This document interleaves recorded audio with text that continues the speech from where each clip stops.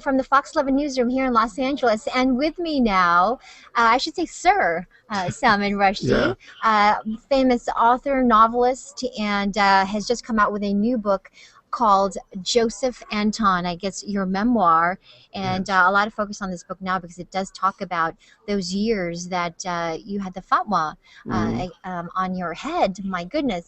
So let me start with that. Joseph Anton. Who is Joseph Anton? Well, strangely enough, it's me, because during those years, the police who were protecting me at these undisclosed locations, you know, needed to have a pseudonym to call me by, so that they didn't accidentally use my real name when they were in the local corner store or something.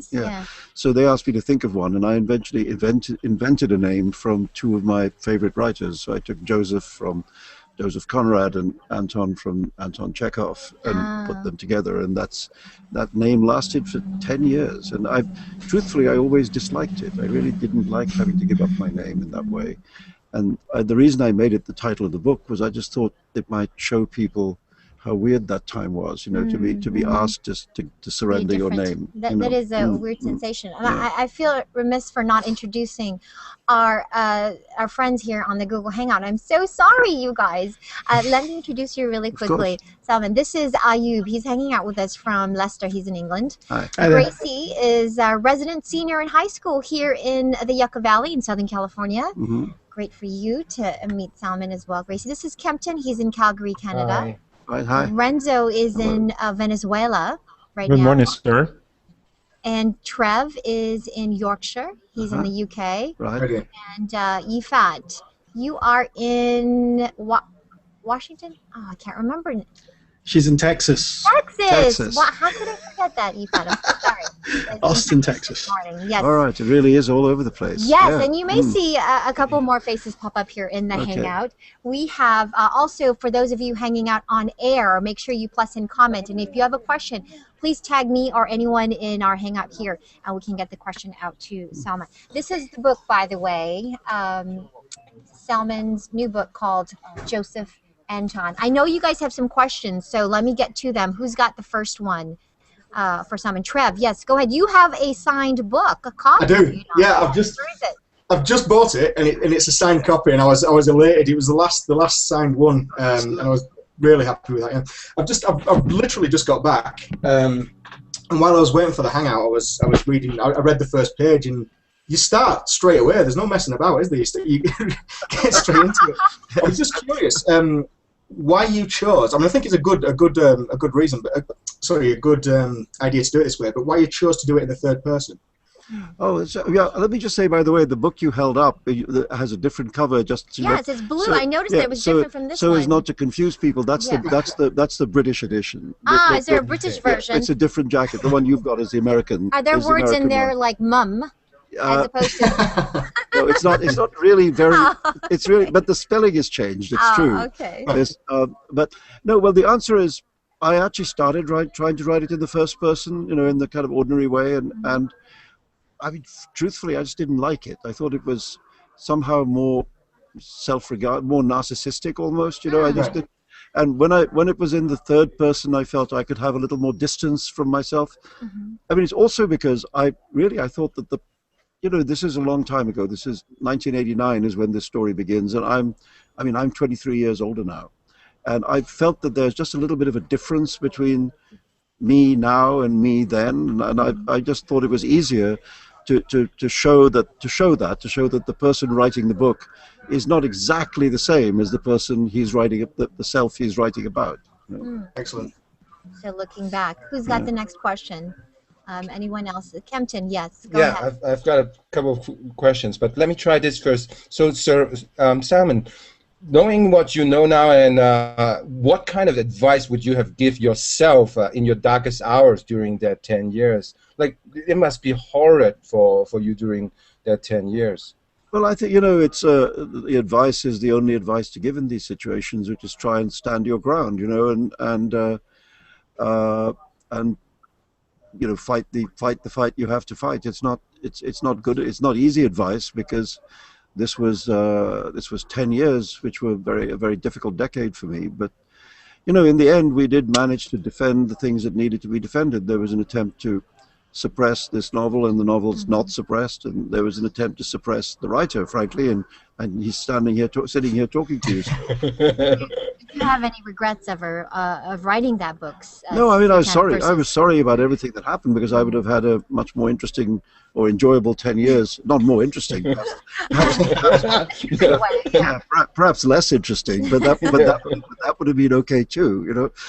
So of course I lost a lot of years that are difficult to get back. Sure. But I'm actually very proud of the book. I think it's maybe one of the better books I wrote, and there are lots of people who like it, and their opinion's important too. Absolutely. Ayub, yes, what's your question? First, I just wanted to say that one of my favorite quotes from you had to do with a hot dog and lightning. I think you might remember that one. But the other thing, the question really is, when you found out that all was clear and you could resume life as Salman Rushdie again, how did you feel? How did you take that news? When did you get it? What happened? Well, first of all, it wasn't like throwing a switch. It was a bit more gradual than that. And one of the things that happened in those years was that I was able to resume an ordinary life here in the United States rather earlier than in England. And in England they were still insisting on a very tough amount of police protection and security, but I was allowed to come here and just lead an ordinary life. So I'd be here for 2 or 3 months a year, kind of out of the bubble. So that helped me to get used to normality, if you like. And then eventually what happened, I think I'm right in saying March of 2002 was the very end of it. That was when the British intelligence forces felt that the threat level had dropped to the point at which they didn't need to go on with the protection. And I was actually quite surprised at how quickly I kind of snapped back into ordinary life. Really? What's interesting for me is that obviously you had a family, you had children, you weren't the only one going through some of the dark times. That's there. right. How was that for them? Well, that was one of the things that most alarmed me, that, and I had a son who was 9 years old. Oh, I heard of the story is when you found out and there was no one at the house. And anyway, talk about that moment. Well, there was at least one moment when I had a terrifying experience of thinking that he'd been attacked, and I mean, fortunately it was just an error that the police who drove by his street looked at the wrong house, and there was actually not a problem, but it was a very, very frightening moment. But, so he was 9 when it started. He was more or less 21 when it finished, so he had to grow up through this, and on top of that he had the tragedy of having his mother pass away during this time. The mother who was supposed to be like the safe parent, the one who was looking after him. So I mean, I had to try and be a father to him, which wasn't easy sometimes, but in fact we did manage to see quite a lot of each other. We kind of pretended we didn't in order to keep up a sort of smokescreen. It's incredible. I mean, I have this image, and I'm sure it isn't that, but it's sort of a Hollywood image of you, scurried off by security and going from one hiding place to another, and I'm sure that's a huge outlook. No, it was like that at the beginning. Oh, that's to say the first months were very, very disrupted, and even the first 2 years were very unsettled, and then it gradually settled down, and I was able to have a more permanent base, and then things got a little bit it became easier to do what you're saying, maybe easier to be a father to my son, and then so on. So but these were, and I mean, it wasn't just happening to me, as you say, it was happening to my family and my publishers and the booksellers, etc. A lot of people were endangered. Incredible. Yes. Trev, go ahead. Yeah, I read that you stayed, and I know you were very good friends with Christopher Hitchens, and I read somewhere that you stayed with him during that time. Is that in New York? Is that right? Well, I mean, I didn't stay with him. I'd spent the odd night. Yeah, I mean, that's it. When I went, he was living in Washington, D.C., which is where his home was, and I wasn't. But there were occasions when I did go to D.C. usually for political meetings, and then I would stay with him. Yes, I mean, in fact, there was a very important moment, when I was able to meet with President Clinton, whose support became very important in this, in resolving this. And Christopher had actually been very helpful in talking to a number of Clinton's aides to persuade them to get the president to meet with me.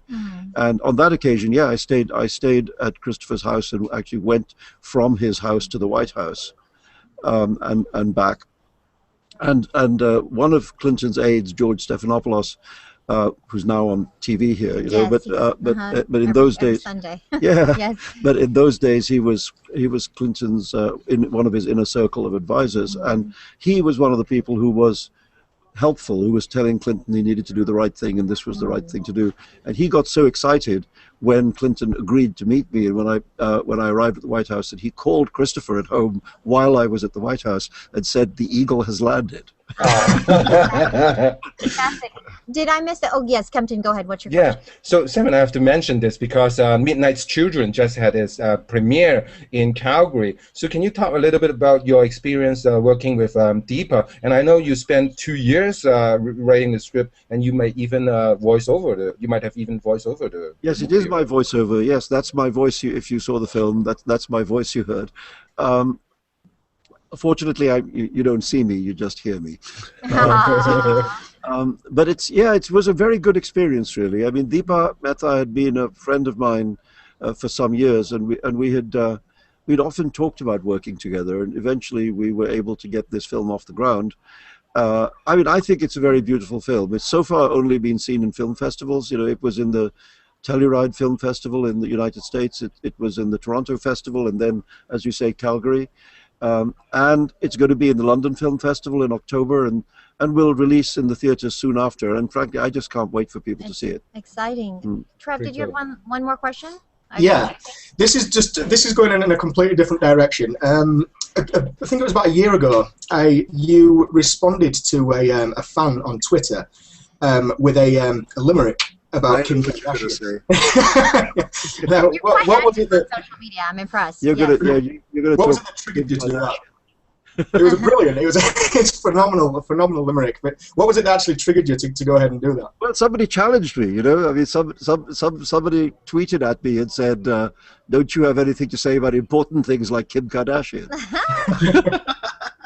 Speaking of, I have to ask this question because I know some of our single men in the hangout are wondering, what is your secret with the lovely ladies? Like, what is your pickup line? What works? Pickup lines. Well, pickup lines don't work. They don't work. See, that's just a basic rule. Is it just the? I mean, I know the accent is quite charming, but what do you think? What can I tell you? You'll have to ask them. As a straight man, I could listen to you talk all day, so it's probably something along those lines. It'd be definitely it's something like that, isn't it? I don't know. It's a mystery. It's a mystery. Well, we're all quite impressed. Well, listen, this is Joseph Anton, Salman Rushdie's new book, and it is his memoir. And I'm not sure what your timing is. It's now, I think. I think you have to get going, yes? Yeah. Okay, all right, you guys. Well, listen, thank you so much for hanging out with us, and thank you for stopping by. Oh, that was very great. Great fun. This is the first time for me. I really enjoyed this. Oh, this is your first Google Plus Hangout. I'm so happy to have you. Because social media, as you know, I mean, do you have any opinions on where it's going? I don't know. It's useful. You know, I mean, I've only been on Twitter for a year.